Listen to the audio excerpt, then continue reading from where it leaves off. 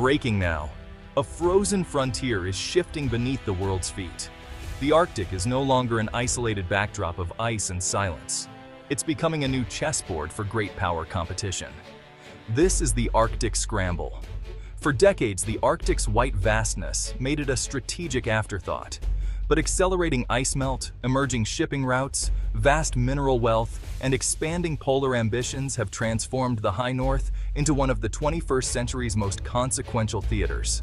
Scientists have documented a clear trend. Arctic sea ice is receding and thinning.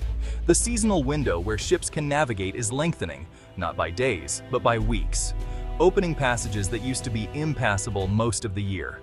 These changes are not hypothetical. They are being tracked by satellites, long-term research stations, and oceanographic surveys. Two routes matter most. The Northern Sea Route, hugging Russia's Siberian coast, can shorten Asia-Europe voyages by thousands of nautical miles, compared with traditional routes through the Suez Canal. The Northwest Passage across Canada's Arctic archipelago offers a shorter path between North Atlantic and Pacific seaways. Shorter voyages mean reduced fuel, time, and, crucially, strategic advantage for whoever controls reliable access. Beneath the ice, the Arctic holds hydrocarbons and mineral resources, oil, gas, and critical minerals vital to modern electronics and defense systems. Estimates from multiple geological assessments point to large, undeveloped deposits. The combination of easier access and rising demand makes the Arctic a potential resource bonanza and a source of friction. China calls itself a near-Arctic state in its polar planning and has been explicit about a Polar Silk Road component within its broader connectivity initiatives. That has translated into research funding, port investments, longer-range ice-capable ships, and a growing icebreaker fleet. Beijing frames its presence as scientific and commercial, but presence begets influence. The United States, long more focused on other oceans, is executing a strategic pivot. The U.S. has been rebuilding its icebreaker capacity, modernizing Arctic command structures, and investing in surveillance to match increased activity. For Washington, the challenge is twofold: defend national territory and ensure freedom of navigation in increasingly busy lanes. Russia, historically the Arctic's principal power, has moved fast to reassert dominance. New bases, dual-use airfields, permanent units, and a robust submarine presence underline Moscow's view of the Arctic as both resource reservoir and strategic buffer.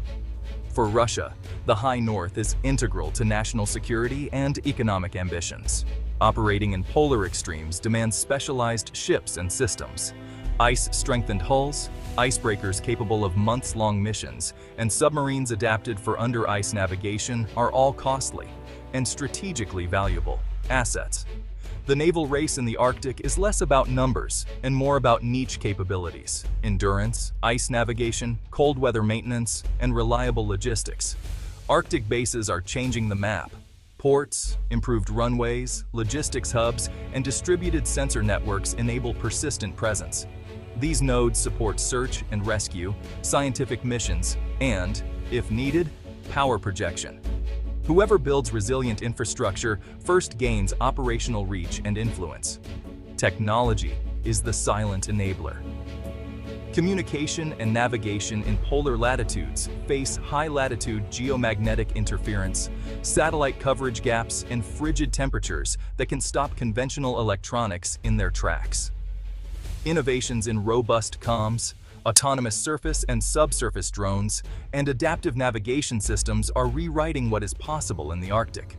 The arrival of new actors and assets has sparked concern about militarization. More exercises, patrols, and overlapping claims increase the risk of miscalculation. States are moving pieces. Naval patrols here, bilateral agreements there, alliance consultations elsewhere. NATO allies with Arctic territory are reassessing defense postures, and non-Arctic states are seeking partnerships to protect trade and scientific access. International law provides a framework, especially the United Nations Convention on the Law of the Sea, but the Arctic's shifting realities create gray areas. Who controls what when ice recedes and seabeds become exploitable? Disputes over continental shelves and exclusive economic zones can be technical, but, technical disputes have geopolitical consequences. diplomacy still matters. Scientific cooperation, joint search and rescue agreements, and resource-sharing mechanisms can diffuse tension. The history of the Arctic contains examples of functional cooperation. Whether that will hold under rising strategic pressure is now a test of international governance. Several flashpoints could define the next decade. First, resource competition. Exploration and drilling in newly accessible zones will pit economic interests against environmental and sovereign concerns. Second, navigation regimes. Will states prioritize freedom of navigation or tighter national regulation as traffic increases? Third, accidents and escalation. A single misinterpreted patrol or collision in polarized conditions could ignite a crisis. Non-military risks are equally grave. Rescue capacity, spill response, and environmental protection lag behind the pace of change. The Arctic's ecology is fragile. Mistakes there have outsized global impacts. The Arctic is becoming a barometer of 21st century geopolitics, where climate change, commerce, national security, and international law intersect. The choices made by capitals from Washington to Beijing, Moscow to Ottawa, will determine whether the High North becomes a locus of cooperative governance or a new fault line. The pragmatic path is clear: build robust institutions, invest in search and rescue and environmental safeguards, and establish transparent rules for navigation and resource management. The alternative?